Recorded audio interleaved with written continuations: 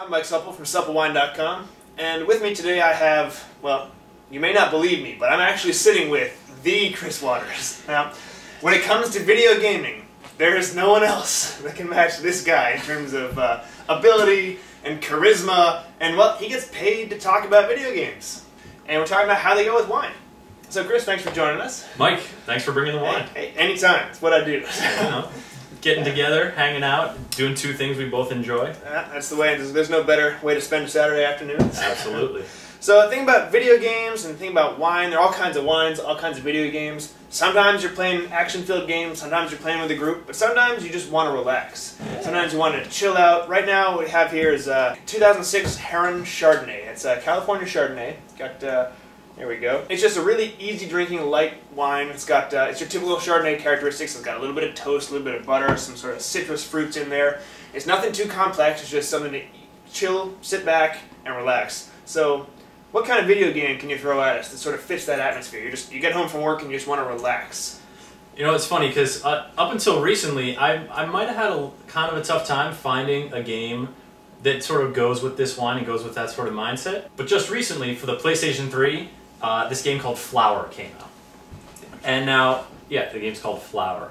And you download this to your PlayStation 3 and it's super relaxing. You know, there's no enemies to defeat. There, you know, there's a progression, but it's just all about the experience and all about sitting there and sort of chilling out. So now take a look at this because it's a beautiful game, and you only need to hold the controller in one hand. You play as basically a sort of a flower petal, and you drift on the wind. Yep, yes, that's the game. So essentially you are Wash at the end of Serenity. Yes. I'm a leaf on the wind. Watch me soar.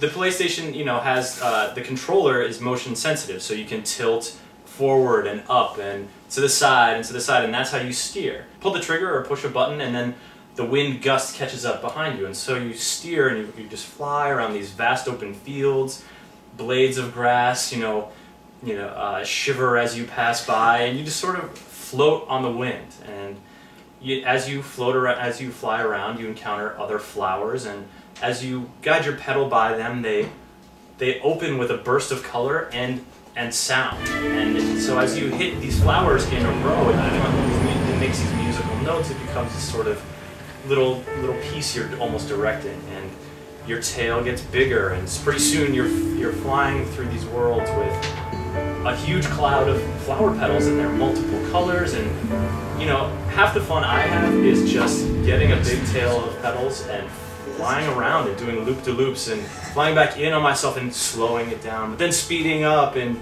it's really relaxing. And it's beautiful too, you know, say it's a rainy day, you get home, get yourself a nice glass of wine, sit down, kick off your shoes, just play some Flower. It's just a mellow experience throughout, which is really, really nice. You're mentioning the music too, so it's really it's a full visual and audio, aural, A-U-R-A-L, visual and aural experience. So to sit back and just get fully engulfed in the whole atmosphere.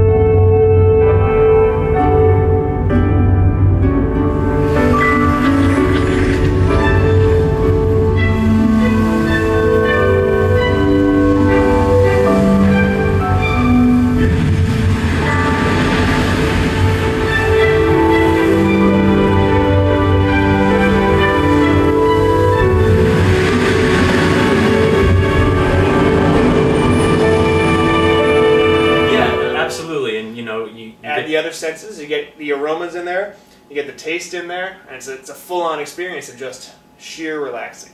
That sounds great. That's a great way to think of it. Yeah, actually. Yeah, I'm gonna be playing this game. All right, let's get to it. Yeah. Cheers. Cheers.